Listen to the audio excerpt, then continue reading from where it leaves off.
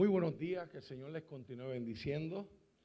Bienvenidos a esta transmisión y a este servicio de adoración de la Iglesia Renuevo Justo en Humacao, un lugar de nuevos comienzos. Te saluda el pastor Rafael Torres Sacur. Un abrazo fuerte para todos los hermanos de nuestra casa, de nuestra gran familia y todos aquellos que se siguen sumando semana tras semana a esta transmisión virtual, ¿verdad? En este periodo de distanciamiento. Damos gracias al Señor porque podemos estar cerca, damos gracias a Dios porque podemos estar unidos y damos gracias al Señor porque usted hoy comparte con nosotros algo que usted tiene que es bien valioso, que es su tiempo.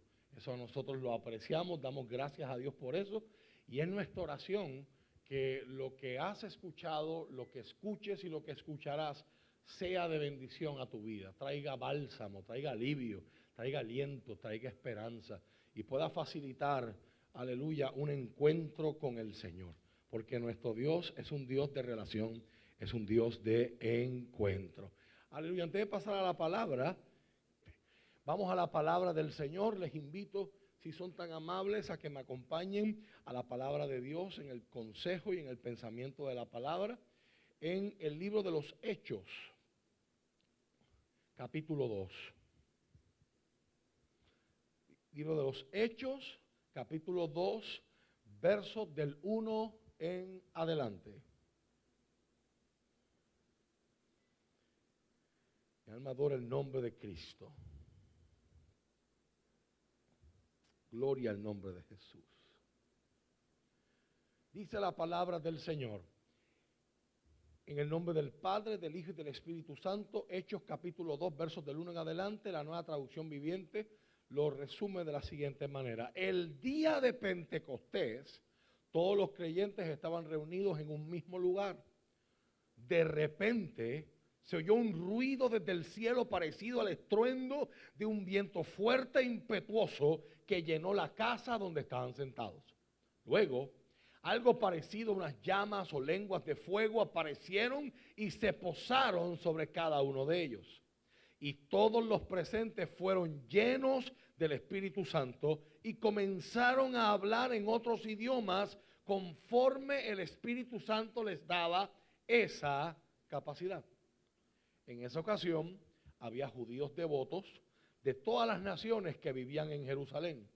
Cuando oyeron el fuerte ruido, todos llegaron corriendo y quedaron desconcertados al escuchar sus propios idiomas hablados por los creyentes. Estaban totalmente asombrados. ¿Cómo puede ser?, exclamaban.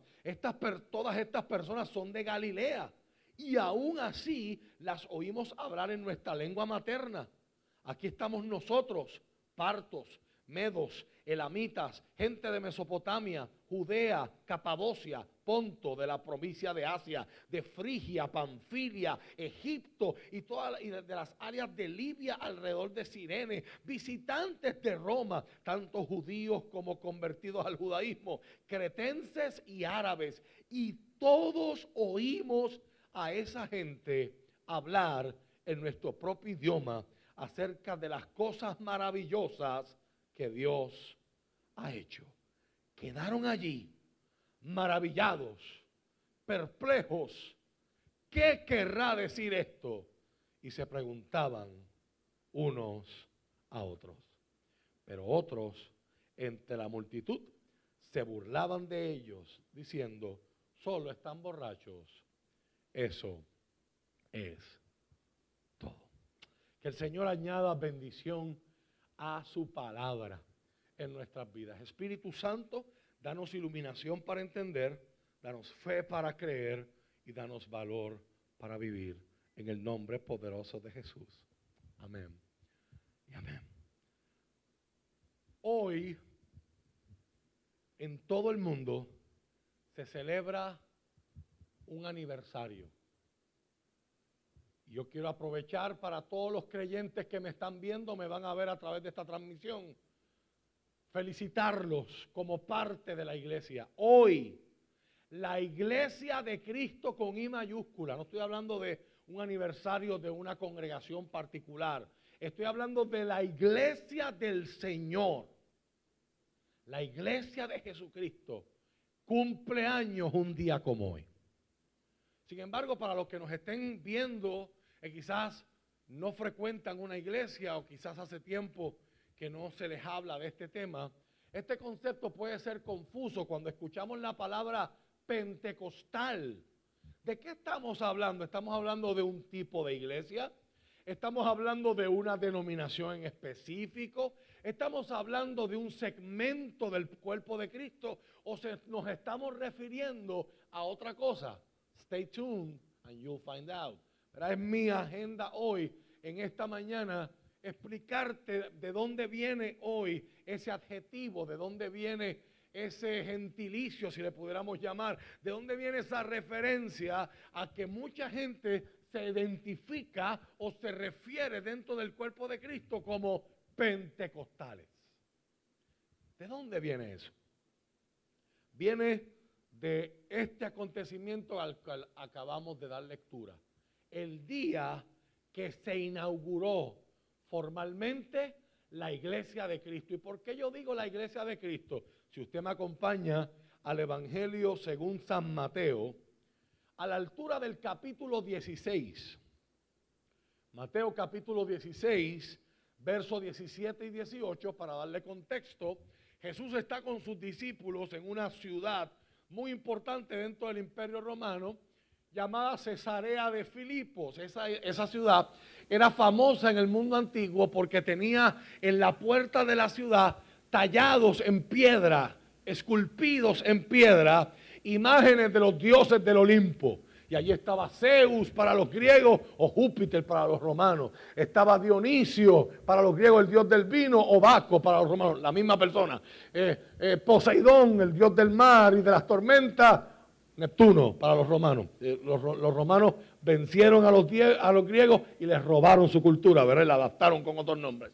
Y en medio de ese telón, así como yo tengo detrás de mí un background que aprovecho, no quiero asumir que todos los que nos están viendo entienden. Si esta es la primera vez que usted ve una transmisión de nuestra iglesia dentro del templo, ¿verdad? Comenzamos a hacerlo la semana pasada solamente, ¿verdad? Con el ministerio de adoración. Todavía la iglesia no va a abrir sus puertas, ¿verdad? Queremos asegurarnos de proveerle a cada uno de nuestros visitantes y nuestros miembros de la familia de la fe las mejores y las más seguras condiciones para adorar y para prevenir cualquier contagio en medio de lo que estamos viviendo. Pero no quiero pasar por alto que la gente ve estas cosas. Si tiene preguntas, nuestro altar, nuestra plataforma está diseñada en honor a cómo se veía el templo o el tabernáculo del Antiguo Testamento. En el tabernáculo había un velo como el que yo tengo detrás de mí, que hubiese estado directamente aquí al frente de este mueble. Este mueble está modelando lo que se conocía como el Arca del Pacto, el lugar donde el Antiguo Testamento era un mueble cubierto de oro. Aquí no está así por razones obvias, ¿verdad?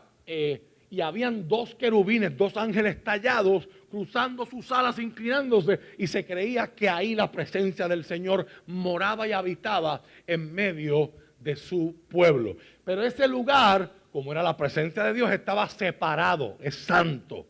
Y estaba separado por un velo que era igual que ese que usted tiene allá atrás, con esos mismos colores, telas mucho más finas obviamente, y bordadas con fibras de oro, hilos de oro, dándole la forma de ángeles, querubines. También los querubines son protectores, son ángeles que separan, que mantienen separación. Es un símbolo bien hebreo. Ese velo hubiese estado aquí al frente, simbolizando que la presencia del Señor no puede ser accesada, tiene que estar separada. Nuestro pecado no nos permite estar en su presencia. Frente a ese velo hubiese habido un altar exactamente como este, donde yo estoy hoy predicando, este púlpito, también en oro, con 4 cuernos, simbolizando poder absoluto en la cultura hebrea, y una parrilla en la parte de encima con carbones encendidos, donde se quemaba incienso, simbolizando oración y las alabanzas del pueblo. A ambos lados de ese altar del incienso, usted va a encontrar un candelabro, el menora, que representa, ¿verdad?, la luz de Dios que ilumina la oscuridad del ser humano, ¿verdad? Representa y apunta hacia Jesús que dijo, yo soy la luz del mundo. Y al otro lado iba a encontrar una mesa con panes de la proposición, representando que todo el que llega a la presencia de Dios nunca saldrá con hambre, que Dios siempre provee, que Dios siempre alimenta. Amén. Esos eran símbolos, ¿verdad?, que eran muy importantes dentro de la experiencia de la cultura hebrea, y nosotros los hemos querido preservar y hemos emular para representar a Jesucristo. Todos esos símbolos apuntan a Jesús, pero eso es tema para otro día. ¿Okay? Jesús, dice Mateo capítulo 16, está en esta ciudad y Él se para detrás de esa puerta que le acabo de decir que es una muralla donde tiene dioses, dioses, dioses, dioses, dioses, dioses. Y allí les pregunta a sus discípulos, ¿quién dice la gente que soy yo?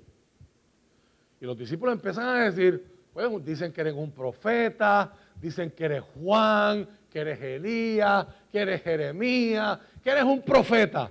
Jesús no hace ningún comentario porque a Jesús lo que le interesa es la otra pregunta.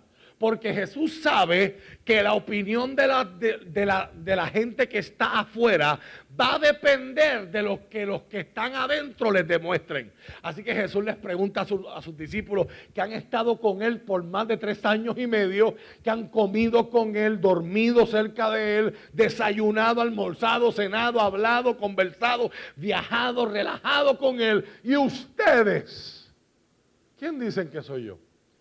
Y se levanta Pedro en medio del silencio y dice, tú eres el Cristo, tú eres el Salvador, tú eres el Mesías que estamos esperando, el Hijo del Dios viviente. Y en ese momento, Jesús contesta en el verso 17, que usted lo tiene ahí proyectado en su pantalla. Jesús respondió, bendito eres, Simón, hijo de Juan o hijo de Jonás, ese es su nombre, porque mi Padre que está en el cielo te lo ha revelado. No lo aprendiste de ningún ser humano. Y el verso 18, lo voy a leer en la Reina Valera 1960, y yo a ti también te digo que tú eres Pedro, y sobre esta roca edificaré mi iglesia y las puertas del Hades no prevalecerán contra ella. Ese verso es muy interesante, está sujeto, ¿verdad?, a muchas interpretaciones. Por ejemplo, nuestros hermanos en la Iglesia Católica interpretan en ese verso que en ese momento Pedro fue constituido por Jesús en el primer papa. Obviamente eso no lo dice el texto. Y hay obviamente un juego en las palabras originales griegas. La palabra Simón era una palabra que tiene que ver con paja, tiene que ver con ser inconstante, flexible, ser llevado de aquí a allá. Y Jesús le dice, ahora tú eres Pedro, en base a la revelación que has tenido, que no pudo haber sido de forma humana, te lo reveló, te lo dio a conocer mi Padre, Dios. Ahora tú eres Simón, que en griego significa Petros, significa piedra pequeña. En otras palabras, ya tú no serás cambiante, inconstante, tú serás firme, serás estable. Y luego dice, y sobre esta, y en el griego es Petra, y Petra significa peñón, boulder, una formación masiva de rocas. Sobre esta gran roca, hablando de estabilidad, hablando de firmeza, yo construiré mi iglesia. ¿Cuál es esa roca? La verdad que Pedro acababa de declarar. La iglesia de Cristo descansa sobre la verdad de que Jesús es el Hijo de Dios. Es Dios hecho hombre, revelado para que le pudiéramos conocer. Y esto es importante que lo entendamos porque Cristo dice, es mi iglesia. Y quiero aprovechar para hablarle a los amigos y quiero aprovechar para hablarle a mis hermanos en la fe. Hay gente que le encanta criticar la iglesia. Y no es un secreto. La iglesia no puede controlar quién entra o quién sale de ella. porque esto es voluntario. Hay gente que va a la iglesia por las razones correctas y hay otros que van a la iglesia por las razones incorrectas. Hay gente que dentro del contexto de la iglesia se da la oportunidad a sí mismos de tener una relación con Dios y esa relación los transforma. Y todos los que lo conocen pueden dar evidencia y decir, fulano antes era así, pero yo he notado esto. No es que son perfectos, nadie que está en la iglesia es perfecto, todos cometemos errores, pero hay evidencias de transformación, porque eso es lo mejor que hace Dios, transformar. Si alguien preguntara cuál es la especialidad de Dios, Dios ama y transforma, esa es su especialidad. Pero si hay gente que va a la iglesia toda la vida y siguen siendo los mismos, nunca cambian. La Biblia habla de eso, habla del trigo y la cizaña. Dice que el fruto, la evidencia, es lo que manifiesta si alguien es trigo o es cizaña, una planta que se parecía al trigo, pero su fruto era venenoso en vez de ser nutritivo. También Jesucristo dice que cuando Él venga, Él separará las ovejas de las cabras. Son metáforas de la cultura de aquel tiempo para dejarnos saber un concepto importante dentro de la experiencia bíblica y teológica. Está la iglesia visible, la gente que usted ve, que va a la iglesia, que habla de Jesús, que son parte de una congregación. Pero está la iglesia invisible. ¿Quiénes son esos? Solo Dios sabe, los que son la iglesia de verdad. Y lo importante para usted que me está escuchando, cuando tenga la oportunidad, no es ir a la iglesia, es ser la iglesia. Pero permítame hablarle con amor a aquellos que les gusta criticar la iglesia de Cristo. Cristo sabe lo que está pasando en su iglesia. Y Cristo está activo a través del Espíritu Santo corrigiendo la iglesia. Y la Biblia dice en Apocalipsis que cuando llegue el momento, esta iglesia como una novia será vestida de lino fino, blanco y resplandeciente para recibir al Rey. Una metáfora hermosa de unión permanente entre Dios, Cristo y su iglesia. Y una metáfora que dice lo que Pablo decía en Filipenses 1:6, estoy persuadido de esto. Filipenses capítulo 1, verso 6 dice la Reina Valera 1960, estoy persuadido de esto, que aquel que comenzó en ustedes la buena obra, la va a perfeccionar todos los días hasta el día de Jesucristo. Así que la iglesia nunca ha pretendido ser perfecta. Sí sabemos que hay gente que tiene un guillecito, ¿verdad? Como fuera de la iglesia, hay gente que como que se le sube. Pero la realidad es que el resto de nosotros no se nos olvida de dónde Dios nos sacó. Ahora, yo quiero invitarle a que usted sea bien cauteloso. Porque a mí no me gusta que hablen de mi esposa. Yo estoy seguro que a Jesús no le gusta que hablen mal de su novia. Cristo ahí dice en Mateo 16, verso 17, yo voy a construir mi iglesia. Hermanos, ¿usted sabe cuántos cristianos, usted tiene idea de cuántos cristianos han perecido solamente por ser cristianos? Hoy Estados Unidos está en una crisis tremenda por un acto horrible que lo condenamos con toda nuestra vehemencia, de racismo y de abuso de poder. Pero la realidad es, mi hermano, que las personas que han muerto por el racismo no se acercan a aquellas que a través de toda la historia han muerto solamente porque son cristianas. Si nos vamos a la historia nada más, en el tiempo del emperador Nerón, era el entretenimiento, la gente pagaba por entrar al Coliseo romano a ver cómo los gladiadores, las fieras, despedazaban a esos cristianos mientras ellos huían o trataban de defenderse. O mejor, el entretenimiento del halftime era ponerlos en una hoguera y verlos cómo se quemaban.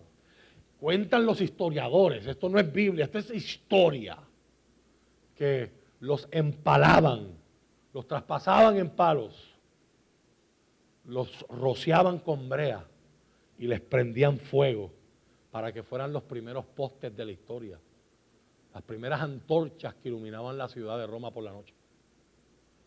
Y así por el estilo, ¿cuántos de personas han sido perseguidas? Y hoy, en lugares como África Central, lugares como Nigeria, lugares como Chad, lugares como Sudán y tantos otros, lugares como la India, lugares como el Medio Oriente. Hay cristianos hoy muriendo en China. 2000 años más tarde, la iglesia sigue de pie, a pesar de que la ridiculizan, a pesar de que hay fuerzas en este mundo que si pudieran, la exterminarían, gobernantes que si pudieran, la erradicarían del planeta. Gente que idea formas de pensamiento y de gobierno que están diseñadas para que la iglesia no exista. Eso es otro tema, eso es otra predicación. Lo que yo quiero decirles hoy es probarle que ese hecho, ese acontecimiento, ese dato mismo demuestra que si la iglesia no fuera de Cristo y fuera de humanos, ya hace rato hubiese desaparecido. No hay ningún otro sistema en la tierra que haya sido tan condenado, perseguido y atacado como el cristianismo. Y 2000 años más tarde, todavía seguimos aquí. Más vivos que nunca, más activos que nunca. Y aun cuando muchos pensaban, cuando empezó este lockdown, esta pandemia, que las iglesias disminuirían, las iglesias lo que han hecho es estar más vivas que nunca, siendo la iglesia del Señor. Yo he visto en este fin de semana líderes de jóvenes de nuestra iglesia ir por casa de cada uno de los jóvenes que no han visto en más de 2 meses o mes y medio, en una caravana solamente para saludarlos, bendecirlos y orar por ellos. He visto gente llevándole compras a aquellos que están en dificultad económica. Y cuántas cosas que no se dicen por aquí, porque como dice la palabra, que tu mano derecha no sepa lo que hace la izquierda. Pero sepa usted que la iglesia es de Cristo. Y el que se mete con la iglesia, uno, y el que está dentro de la iglesia, que desprestigia la imagen de la iglesia por negarse a vivir una vida de transformación, algún día se las verá con el dueño de la iglesia. La iglesia comenzó un día llamado el día de Pentecostés. Pentecostés no es una palabra moderna, era una palabra judía. La palabra Pentecostés es la palabra que se traduce a nuestro español del hebreo Shavuot, era la fiesta de las semanas, y con el tiempo se le empezó a llamar la fiesta de Pentecostés. La fiesta de las semanas era una fiesta muy importante dentro del calendario agrícola de Israel. Era la segunda de las 3 fiestas solemnes que existen en el calendario judío. La primera era la Pascua, que nosotros la celebramos en Semana Santa, es el domingo de Pascua donde Jesús resucitó en la fiesta de los primeros frutos. Simbolismo poderoso. Hablamos de eso en nuestras transmisiones de esa fecha. 50 días más tarde, de ahí viene el nombre Pentecostés, de la fiesta de la Pascua se celebraba la fiesta de las semanas. Era la fiesta donde se le daba gracias a Dios por la cosecha más importante y el fruto más sagrado que tenía Israel en su calendario, que era el trigo. Ahora, con el tiempo, la gente asoció en Israel esta celebración a la celebración de conmemorar que Dios le dio a Moisés los 10 mandamientos y que con eso comenzó la instrucción de Dios para cómo vivir en su camino. Eso es lo que significa la ley, Torá en hebreo, el camino para vivir. La Biblia dice en Hechos capítulo 1, Lucas, que está haciendo un trasfondo bien interesante de la historia de Jesucristo, del Espíritu Santo y de la iglesia. En Hechos capítulo 1, versos del 1 en adelante, leemos de la siguiente manera: Teófilo, en mi primer libro te relaté todo lo que Jesús comenzó a hacer y a enseñar hasta el día que fue llevado al cielo, después de haberles dado a sus apóstoles escogidos instrucciones adicionales por medio del Espíritu Santo. Y dice el verso 3, durante los 40 días después que sufrió y murió, Cristo se apareció varias veces a los apóstoles y les demostró con muchas pruebas convincentes que Él realmente estaba vivo. Y les habló del reino de Dios. Una vez, mientras comía con ellos, les ordenó: no se vayan de Jerusalén hasta que el Padre les envíe un regalo que les prometió, tal como les dije antes. Juan bautizaba con agua, pero en unos cuantos días ustedes serán bautizados cubiertos. La palabra bautizar significa sumergir. Serán sumergidos, cubiertos, llenos. Si tú sumerges algo en agua, el agua lo llena todo. Serán sumergidos con el Espíritu Santo. Así, verso 6, que mientras los apóstoles estaban con Jesús, les preguntaron con insistencia: Señor, ¿ha llegado ya el tiempo en que liberes a Israel y restaures nuestro reino? Él les contestó: solo el Padre tiene la autoridad para fijar esas fechas y tiempos, y a ustedes no les corresponde saberlo.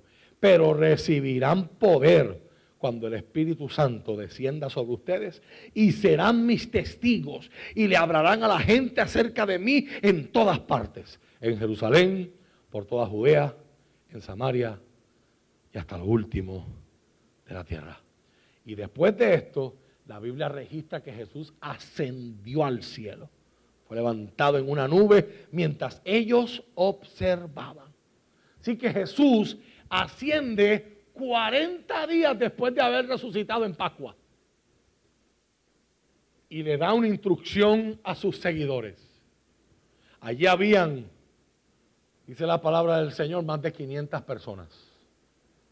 Y a todos les dice: no se vayan de Jerusalén hasta que reciban el regalo que el Padre le tiene. Sabemos que ocurrió el día de Pentecostés, por lo tanto, los que estaban en Pentecostés eran los que habían quedado. Era el remanente. El que tenga oídos para oír, escuche. La promesa la recibieron no todos los que la escucharon, la recibieron los que obedecieron. Así que el primer sermón o el primer mensaje que yo recibo hoy al conmemorar el día de Pentecostés es obediencia. Hay gente que quiere la bendición de Dios, pero no quieren obedecer lo que Dios dice. Y la bendición más grande proviene por obedecer lo que Dios dice. Los mandamientos de Dios no son para fastidiarte la vida, no son para molestarte, sino son para que seas bendecido y te multipliques, dice la Biblia. Así que, de más de 500 personas, cuando llegó el día de Pentecostés en Hechos capítulo 2, quedaban 120. ¿Qué pasó con los otros? Solo en el cielo sabemos. Sabemos que son los que quedaron. Ahora, 120 es un número interesante porque Israel estaba compuesto por 12 tribus. O sea que es una forma interesante de decir: aquí hay un pueblo simbólico. Pero lo interesante aquí es que este pueblo que quedaba allí, esos 120, no son todos judíos. Muchos son de Galilea, pero es una población mixta. Y los que van a ser parte de esta experiencia más tarde en el día, ciertamente no son judíos. Era necesario, mira cómo Dios trabaja, era necesario que ellos esperaran, porque esos 10 días después, en la fiesta de Pentecostés, era obligatorio que si usted era judío, usted tenía que hacer el viaje para estar en el templo. Imagínense en Jerusalén cuánta gente habría aquel domingo, primer día de la semana que dice la palabra, que dice que mientras todo el mundo está en Jerusalén, ellos están en el aposento alto que se cree, la mayoría de los académicos dicen, que fue el mismo lugar que se alquilaba, que fue alquilado por Jesús en un monasterio escenio, para Jesús celebrar su última cena con sus discípulos. Mucha gente cree que era el mismo lugar, un lugar espacioso, donde estaban esos 120 allí. Dice la Reina Valera que estaban unánimes y juntos. Me llama la atención eso para lo que estamos viviendo hoy, porque la Biblia está enfatizando no que estaban juntos en el mismo lugar, sino que estaban juntos con el mismo pensamiento y la misma intención. Estaban obedeciendo, estaban esperando y estaban orando, estaban teniendo relación con Dios y relación unos con otros. Y de repente, esa palabra me encanta. Hubo un maestro de teología judía que por miedo vino a hablar con Jesús de noche, la Biblia le llama Nicodemo. Y la historia está en Juan capítulo 3, donde se da el verso más famoso de la Biblia, Juan 3:16. Y en ese capítulo, Nicodemo viene y le dice a Jesús: tú tienes que venir del Señor, porque yo he pensado y analizado lo que tú dices y haces y no nos queda otra conclusión. Nadie puede hacer las cosas que tú haces y nadie puede decir lo que tú dices. Cualquier otra persona me hubiese dicho, wow, Nicodemo, viniendo de usted, gracias. Jesús le baja por el centro del plato con una recta a 150 millas por él y dice, te falta nacer de nuevo. A menos que no nazcas de nuevo, no heredarás el reino de Dios. Y Nicodemo recibe un cortocircuito y queda en blanco y dice, pero yo soy viejo, ¿cómo voy a volver al vientre de mi madre? Ahí Jesús le explica la base de lo que está pasando aquí hoy. Le dice, lo que nace de carne humana es humano, pero lo que nace del espíritu es espiritual. En otras palabras, Jesús está diciendo, esta transformación no puede ser producida por ningún ser humano, ni por presión, ni por manipulación, ni por abuso, ni por coacción, ni por presión de grupo. Es algo que solo Dios puede hacer. Y es tan trascendental que la Biblia le llama nacer de nuevo. Y en esa referencia Jesús dice, el viento sopla de donde quiere. Y oyes su sonido y lo sientes, pero no sabes ni de dónde viene, ni para dónde va. En otras palabras, tú no puedes atrapar el viento, tú no puedes controlar el viento, tú solo puedes experimentar el viento. Esa es una de las mejores metáforas para el Espíritu de Dios en la Biblia. El Espíritu Santo tú no puedes controlarlo, tú no puedes manipularlo. Él es impredecible, Él es el eterno de repente.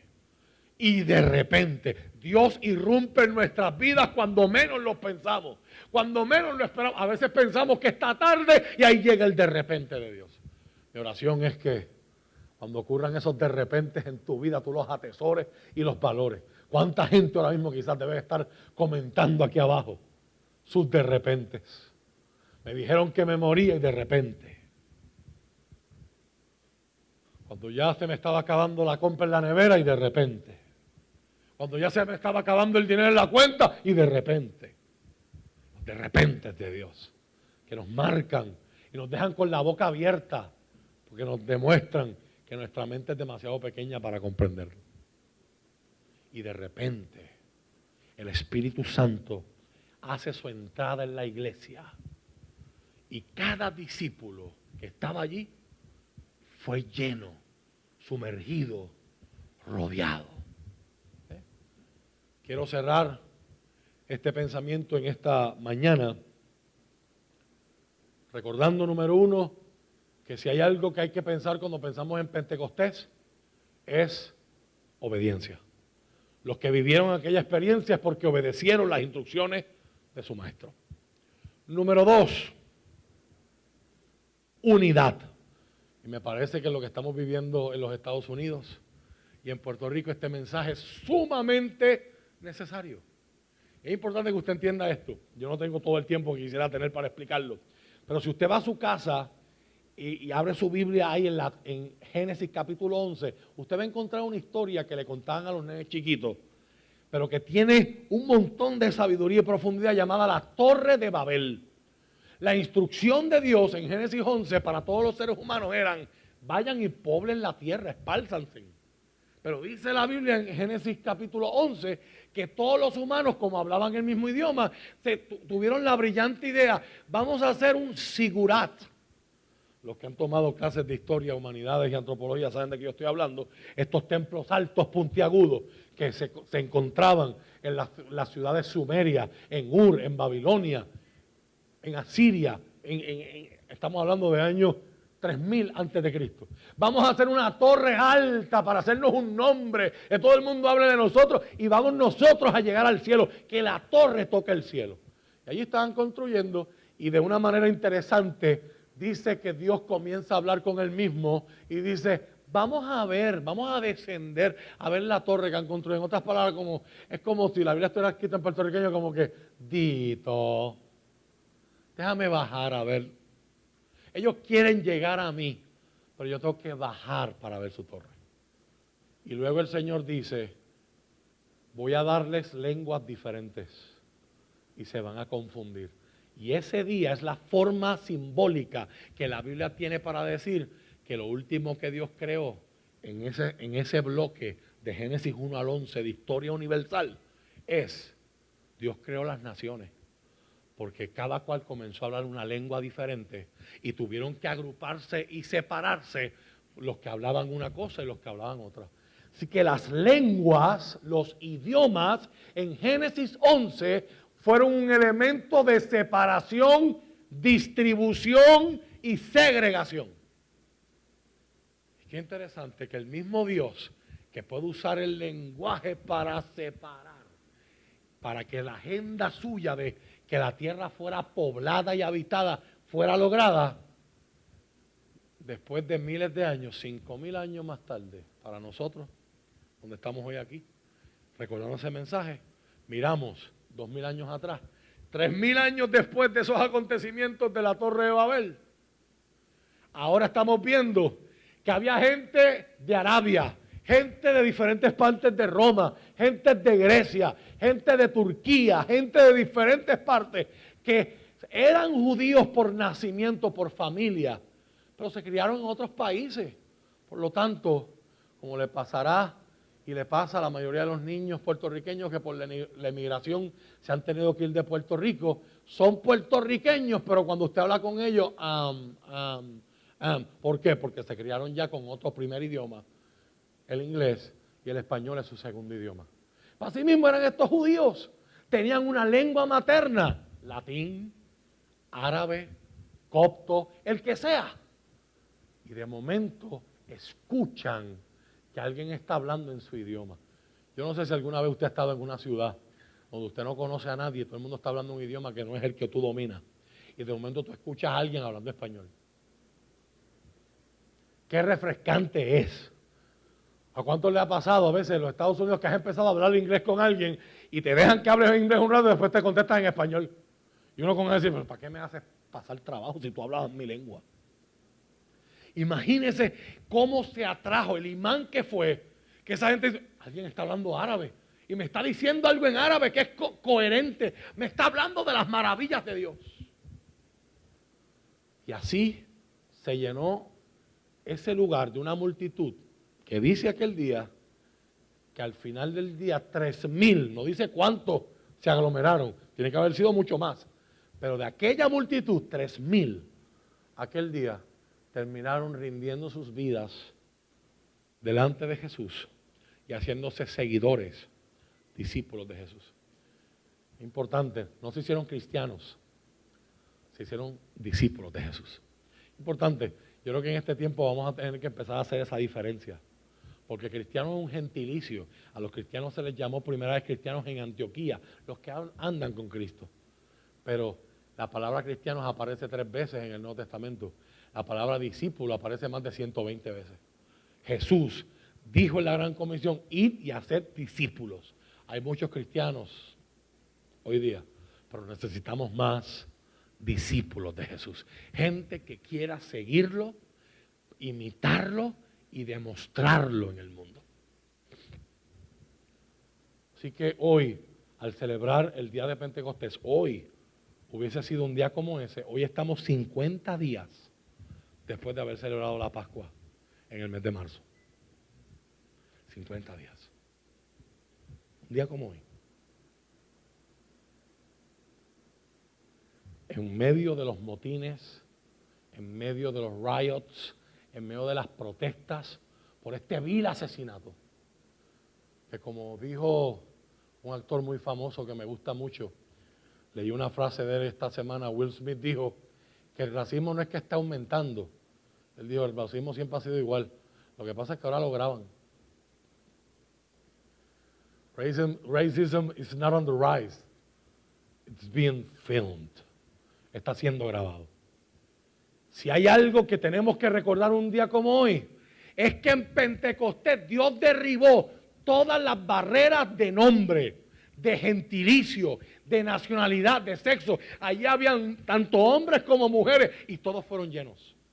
Había gente esclava y gente libre y fueron llenos. El Espíritu Santo se convirtió en el ecualizador. No importa si tú eres educado o no has tenido educación formal. No importa si eres judío, eres griego, eres árabe. La puerta está abierta para todos y todos somos uno en Cristo. Pablo va a comentar más tarde a los Corintios y les va a decir, tenemos el mismo Dios, una sola fe, un solo Dios, un solo espíritu, un solo bautismo. O sea, no importa si somos creyentes en Puerto Rico o en China, ellos son nuestros hermanos en la fe. Por lo tanto, Pentecostal hoy no es una denominación. Pentecostés es una experiencia que vivir. Todas las iglesias son pentecostales. En teología, para aclarar las preguntas que sé que pueden surgir con esto, se establece, hay gente que piensa que todo lo que leemos en el libro de los Hechos, milagroso y sobrenatural, solamente fue para el tiempo de los apóstoles y cuando ellos se murieron ya pasó porque eso milagroso sirvió para confirmar y darle fuerza a lo que ellos estaban escribiendo, palabras de revelación en la Escritura. Una vez que ellos se murieron, ya tenemos la Biblia, no hace falta esas cosas sobrenaturales. Dios sigue actuando, pero no a través de seres humanos. Esos cristianos les llamamos cesacionistas. Esta iglesia y la mayoría de las iglesias en Puerto Rico, y me atrevo a decir en América, son de la otra ala, somos continuistas. Creemos que los dones del Espíritu, que Dios todavía usa hombres y mujeres y se manifiesta de forma sobrenatural, lo que me lleva al tercer punto. Pentecostés es obediencia, número 1. Número 2, Pentecostés es unidad. Todo el que trabaja en contra de la unidad está trabajando en contra del Espíritu Santo. Está yendo en contra del corazón de Dios. 3, Pentecostés es poder. En Pentecostés el Espíritu Santo vino a empoderar la iglesia para que la iglesia pudiera hacer cosas que humanamente era imposible hacer. Se cumplió lo que Cristo dijo. Mayores cosas que las que yo hice harán ustedes en el nombre mío.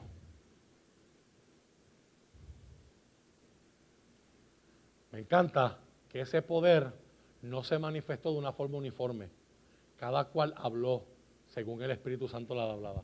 Así que ese poder es diverso. Esa gracia, dice Pedro, es multiforme. Y así, 2000 años más tarde, la iglesia sigue teniendo creatividad. Y aquellos hacen servicarro, y el otro hace caravana, y el otro usa las redes, y el otro usa el púlpito, y el otro usa la canción, y el otro dentro de la canción usa este género o el otro género. Y la gracia de Dios y el poder se manifiesta de forma diversa. Pero permítanme cerrar con esto. Unos dijeron que estaban borrachos. Siempre va a haber resistencia. Y esa resistencia fue profetizada por Jesús. Y Jesús dijo, cuando el Espíritu venga, Hechos 1:8, recibirán poder y me serán testigos. O sea, el poder que cayó allí y que está en la iglesia hoy, no es un poder como el de He-Man, para yo levantar la espada y decir, yo tengo el poder. No es un poder para lucirse, para guillarse, no es un poder para aprovecharse, es un poder para dar testimonio. O sea, siempre y cuando la meta sea decirle a alguien quién es Jesús, allí va a haber poder. Manifestado de diferentes maneras. Pero poder. Poder en forma de valentía, poder en forma de sabiduría, poder en forma de creatividad, poder en forma sobrenatural. Ahora, me seréis testigos. La palabra testigo es la palabra martus en griego. Otras palabras, solo por el poder del Espíritu Santo alguien puede morir por Jesús. Piensa un momento, ninguna otra religión tiene tantos muertos dentro de sus filas por lo que creen. Si el cristianismo fuera una mentira, ¿por qué hay tanta gente muriendo por él? Si Cristo es una mentira, ¿por qué todos los apóstoles murieron por esa mentira? Porque todos los seguidores de Cristo, los discípulos de Cristo, estaban dispuestos a morir por esa mentira. Es ese poder que recibieron. Y usted que me está escuchando hoy, que no tiene una relación con Dios o se encuentra apartado, permítame decirle que gracias al Espíritu Santo es que hoy usted puede tener la oportunidad de estar en posición de aceptar la invitación que hace, que Dios hace. Yo le llamo, y se le llama gracia previniente. Dice que el Espíritu Santo convence de pecado.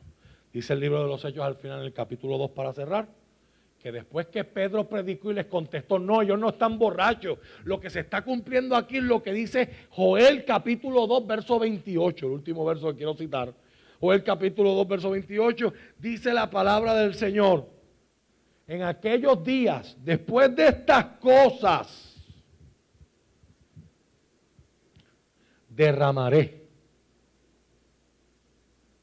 de mi espíritu sobre toda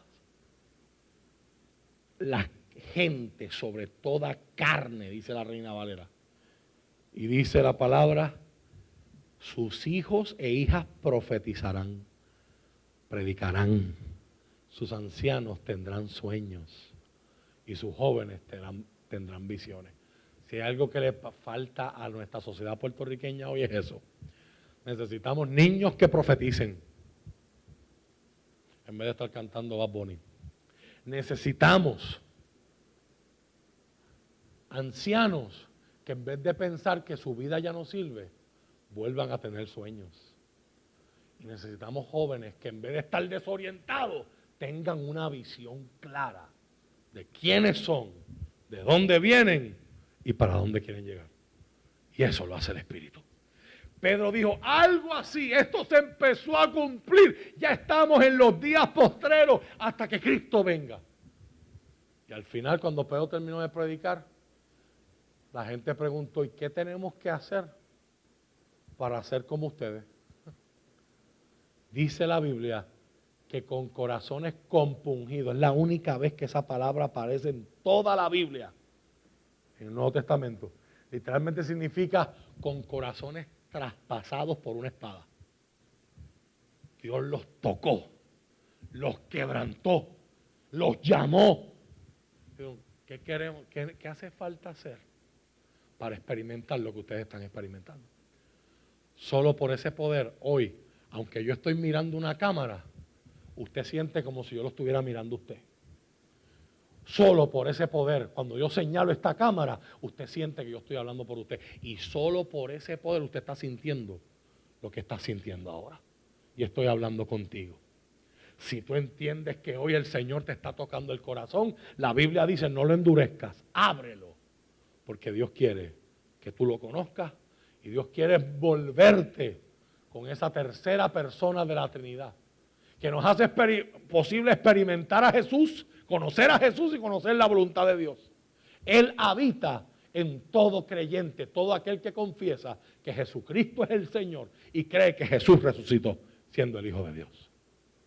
Hoy es el día de rendir tu vida a los pies de Jesús. Hoy es el día de decir, Señor, te necesito. Hoy es el día de que Dios cambie tu vida como cambió la historia con la creación de la iglesia.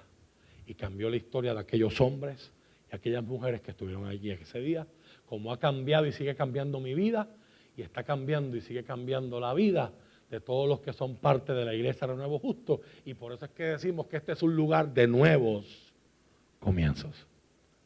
Porque siempre hay oportunidad para comenzar de cero. No importa cuán bajo has caído, no importa cómo te sientas hoy. En Cristo hay esperanza y el Espíritu Santo de Dios todavía hoy sigue produciendo nueva vida. ¿Se lo permitirás? Padre, gracias por permitirme predicar esta palabra. Gracias por esta mañana, por el privilegio de estar juntos. Gracias por el honor y el privilegio que significa poderte adorar. Y gracias porque 2000 años más tarde, casi 2000 años más tarde, el Evangelio sigue en pie. Cristo sigue siendo predicado. Mientras en Puerto Rico hay gente, un montón de gente que lo ha escuchado, hay gente en el mundo que todavía no han escuchado mencionar a Jesús. No saben lo que Jesús ha hecho. No saben lo que está disponible. No saben de lo que se están perdiendo. La iglesia sigue activa para lograr esa misión. Vayan por todo el mundo, hagan discípulos de gente de todas las naciones y enséñenles a que hagan y digan lo que yo les he enseñado a ustedes. Y aquí yo estoy con ustedes hasta el fin. En el nombre poderoso de Jesús. Padre, hoy te presento a Lilian y Alexis. Señor, ya pide fortaleza para él. En el nombre de Jesús, abrázalo, Señor. Tú multiplicas la fuerza de aquel que no tiene ninguna. Y te presento, Señor, a Elena, la tía de Lili, Señor. Padre amado, a ella y a su familia. Abrázalos con tu amor. Revela tu poder y márcalos con el poder de tu Espíritu. Señor, yo quiero darte gracias ahora en fe por esa gente que hoy está diciéndote, Señor, perdóname. Señor, te necesito. Señor, abrázame, envuélveme, cúbreme hoy. Gracias, Señor, por tu salvación, por tu perdón de pecado, por el privilegio de poderte adorar. Entregamos este culto, entregamos esta transmisión en el nombre del Padre, del Hijo y del Espíritu Santo. Amén y amén. Gracias por permitirnos ser parte de su mañana. Que tengan excelente día y una excelente semana. Un abrazo de parte de toda la gran familia de la Iglesia Renuevo Justo en Humacao, un lugar de nuevos comienzos.